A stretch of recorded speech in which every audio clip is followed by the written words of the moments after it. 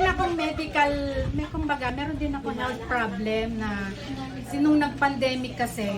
So, kumbaga tumaas din yung aking tumaas yung aking BP. tawag dito. Hindi, yung aking platelets. Yung platelets ko. And nung nagpa-doktor ako, sabi sa akin, is prone ako sa heart attack at saka sa stroke.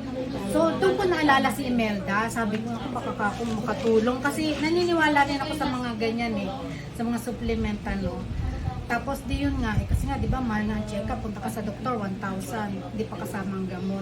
1,000 na. Check-up, 1,000. Iba. Didipro ko nga talaga. O di yun lang, buti sana ko isang beses lang, di ba? Hindi pa kasama gamot. So sabi ko kay Melda, yung kumuha Melda, ganyan, magkano ba yung starter, ganyan. Ayun, kumuha ako sa kanya.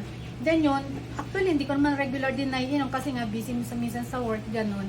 Pero ko, kaya yung rin ako, tawag dito, pasulput-sulput din ng inom. Pero, unti-unti, parang kasama rin ng gamot na binigay ng doktor at saka nung parang bumaba yung yung aking platelets, and at the same time, yung aking sa liver, kasi meron din akong sa liver nitong huling blood test ko, tsaka pa-check up, pa-ultrasound ko, medyo nabawasan yung size niya, lumiit. At the same time, yung aking SGPT is bumaba na siya, nag-normalize. And then, yung aking, tawag dito, yung platelets na number 1 problem ko na, kasi ang pakiramdam ko nun, yung para kang time bomb na pag naglakad ka, bigla ka na lang sasabog. Dahil sabi nga ng doktor, anytime pwede kang ma-stroke, pwede kang ang trabaho ko most of the time is nasa night duty ako. So, nung pag uminom na ako nung barley nga, every time umiinom ako,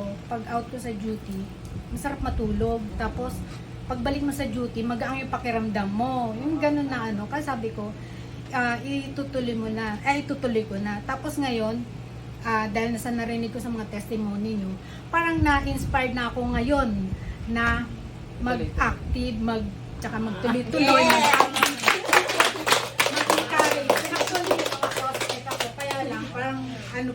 Nagdadalawang isip pa sila. Pero siguro makakarating din ako kung saan kayo nandun ngayon.